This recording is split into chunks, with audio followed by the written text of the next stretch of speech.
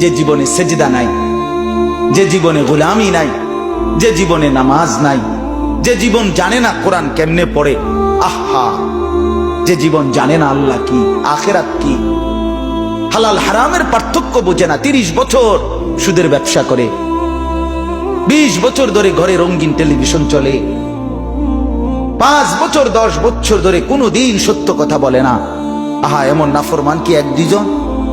আল্লাহ বলে এই যে মানুষগুলো আমি আল্লাহর শরণ থেকে যে উল্টো, আল্লাহ বলে তাদের জন্য ফাওয়াইলুন, দুর্ভোগ, লাঞ্ছনা, উলাইকা ফি যালালিম মুবিন, তারা সুস্পষ্ট গোমরাহি পথভ্রষ্টতার মধ্যে নিমজ্জিত। তাইলে ভাত খাইতে আছেন ঠিক আছে, কিন্তু গোমরাহ। গুমজান ঠিক আছে, কিন্তু নামাজ, জিকির, বন্দিগি, আল্লাহর ইবাদত, হালাল হারামের পার্থক্য, কোরআনুল কারীমের তিলাওয়াত, দিন মোতাবেক চলা, এটা যার নসিব হয় নাই, আল্লাহ বলেন সে আমার পথের উল্টো, সে গোমরাহ, গোমরাহ, গোমরাহ, পথভ্রষ্ট।